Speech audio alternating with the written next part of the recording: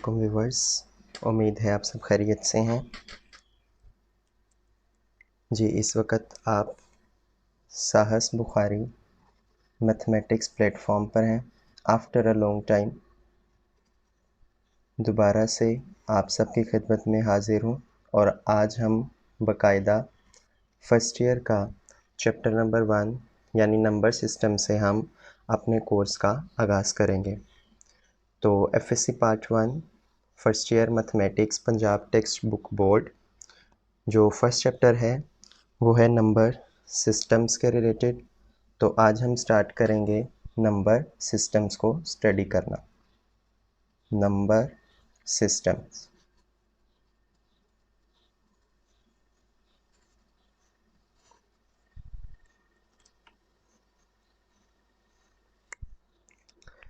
जी, इसमें सबसे पहले आप अर्ली क्लासेस में सीख चुके हैं कुछ सेट्स के रिलेटेड।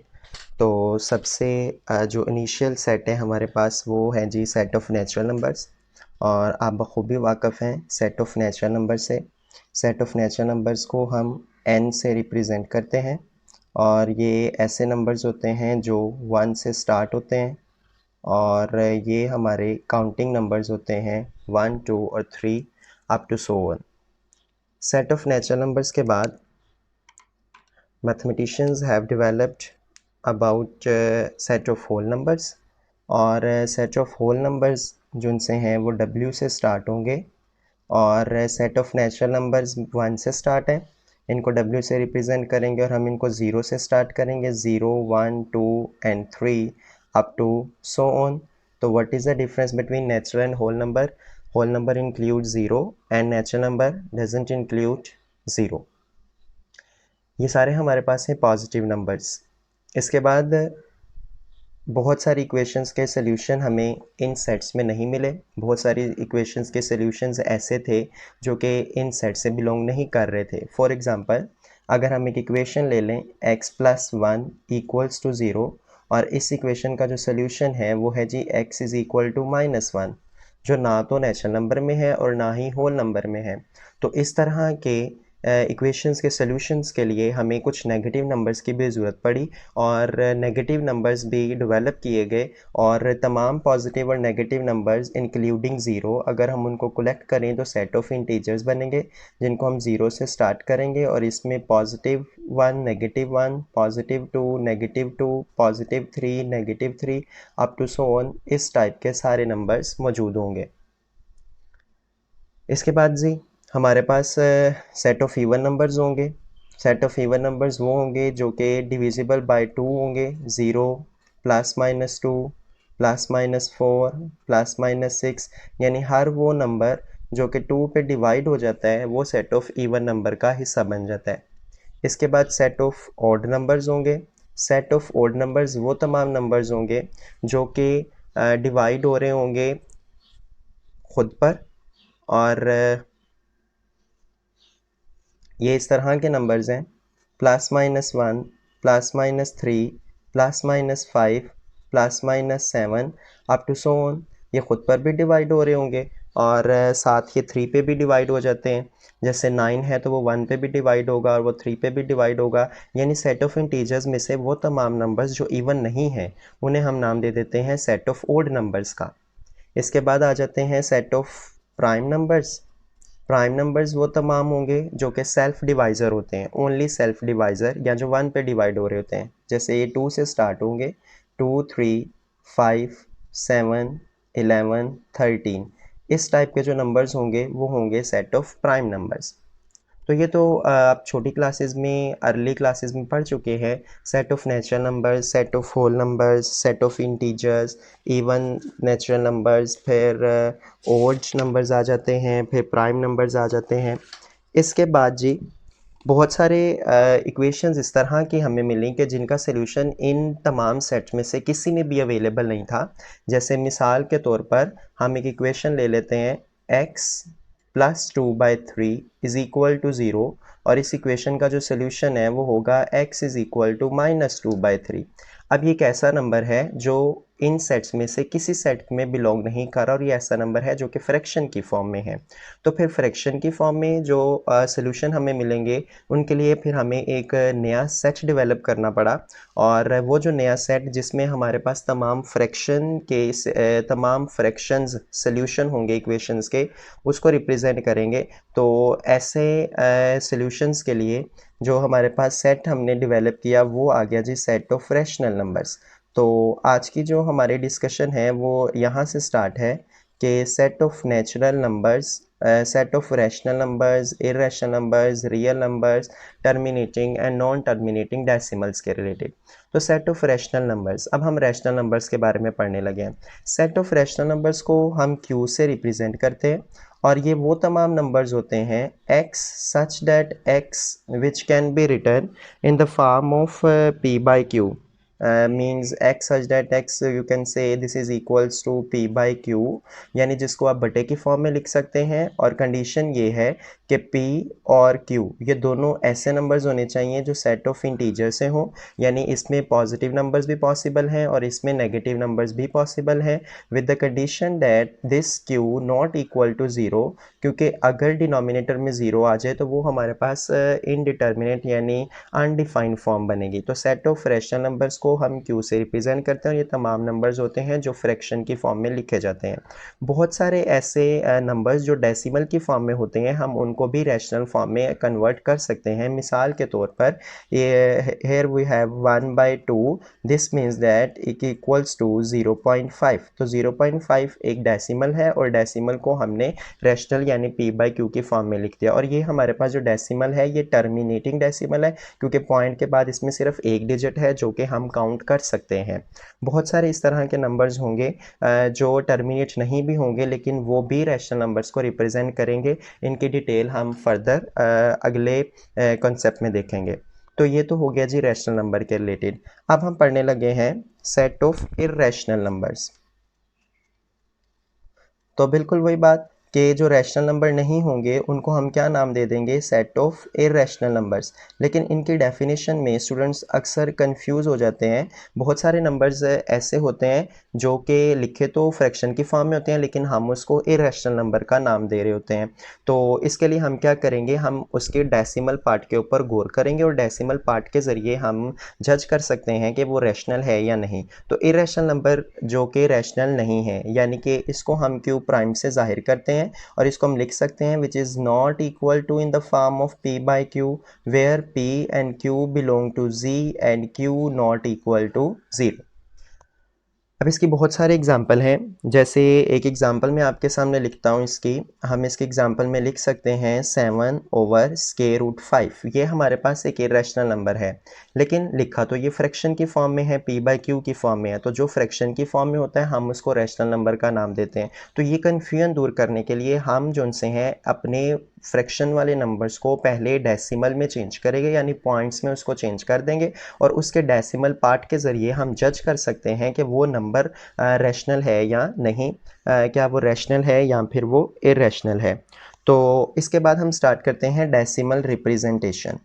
अब डेसिमल रिप्रेजेंटेशन में क्या होगा कि हम जज कर सकते हैं इजीली कि हमारे जो नंबर हैं वो फ्रैक्शन की फॉर्म में लिखे होंगे लेकिन हम जज करेंगे कि वो रैशनल है या इररेशनल है।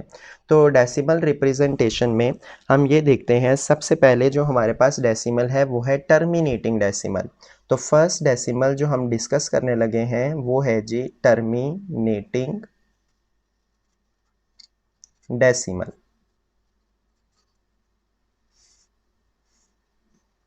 अब टर्मिनेटिंग डेसिमल क्या होगा, जैसे मैंने आपके सामने वो एक एग्जांपल रखी थी 1/2 विच इज़ इक्वल टू 0.5, यानी 1/2 फ्रैक्शन की फॉर्म में था, आपने उसको डिवाइड किया, डिवाइड करने के बाद जो आंसर है यू विल गेट 0.5। और 0.5 एक ऐसा नंबर है जिसमें पॉइंट के बाद finite number of digits available है। तो इस तरह के डेसिमल को हम नाम देते हैं टर्मिनेटिंग डेसिमल का।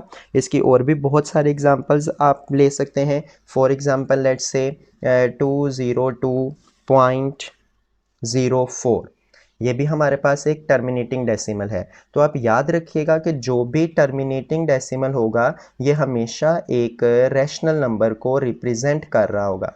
Every terminating decimal represent a rational number. इसके बाद है जी सेकंड पे हमारे पास रिकरिंग डेसिमल। रिकरिंग डेसिमल से क्या मुराद है? रिकरिंग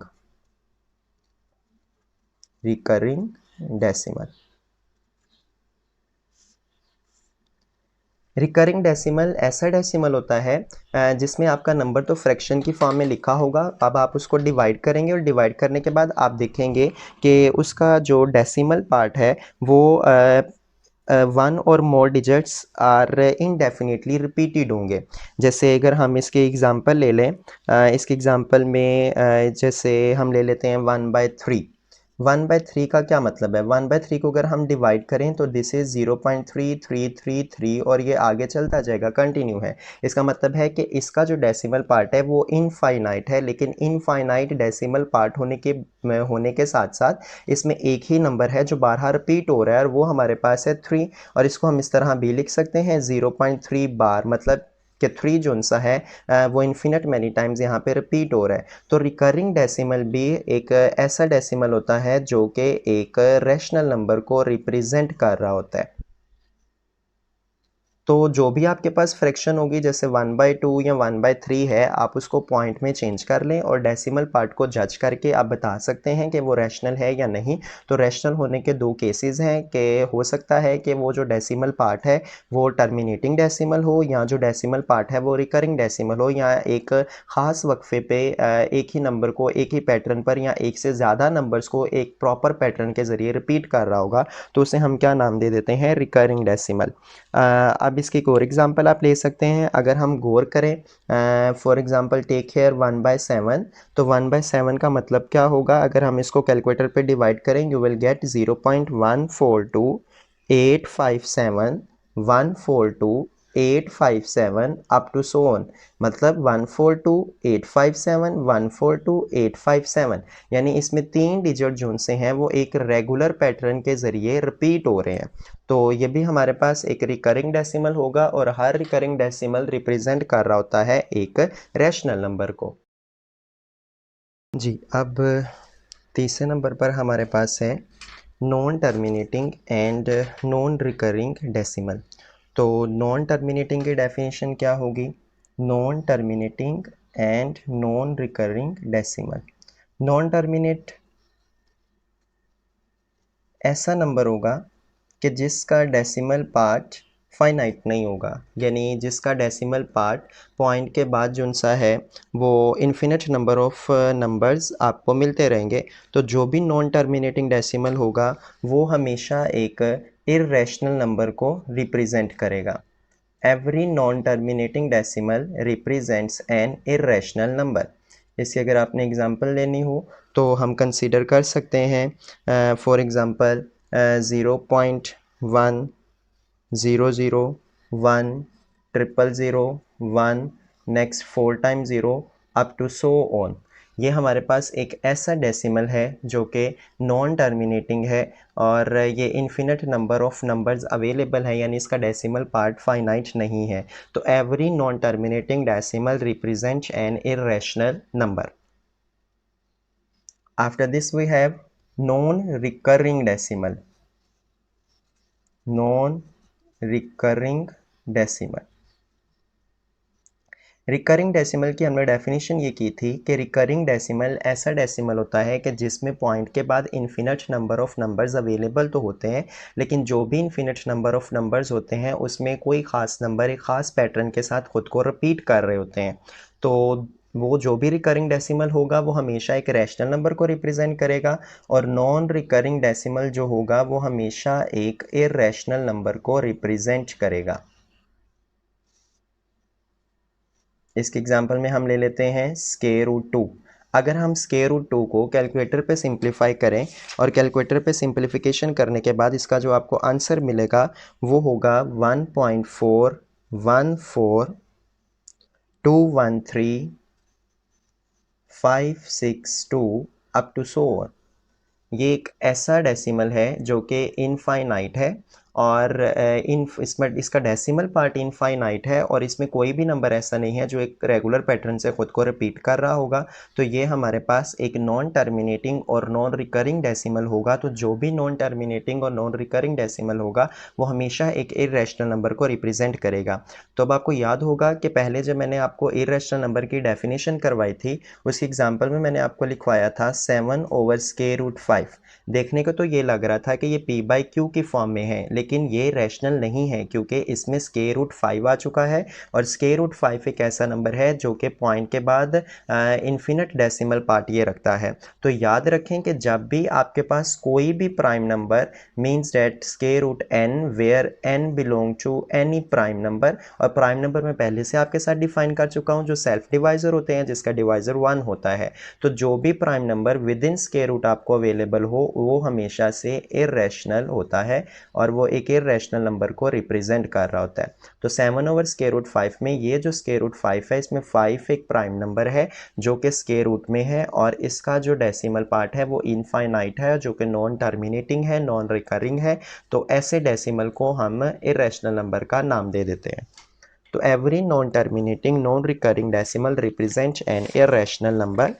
अब स्टूडेंट्स आप अपनी बुक पे पेज नंबर 3 पे अगर गौर करें तो एक एग्जांपल सॉल्व है जिसमें बहुत सारे नंबर्स लिखे हुए हैं और साथ मेंशन है कि ये रैशनल है या इर्रेशनल है, लेकिन उसमें रीजंस अवेलेबल नहीं है। तो रीजंस जो मैंने आपको बताई हैं वो टर्मिनेटिंग है, रिकरिंग है, नॉन टर्मिनेटिंग है, नॉन रिकरिंग है। इन 4 पैटर्न से आप जज कर सकते हैं कि कोई नंबर रैशनल है या इर्रेशनल है। तो ये आप लोगों का होम टास्क है कि पेज नंबर 3 पे Punjab text book board first year की बुक में आपने ये देखना है कि उस एग्जाम्पल में जो नंबर अवेलेबल हैं जो रैशनल और इरेशनल हैं उनके रीजंस क्या हैं।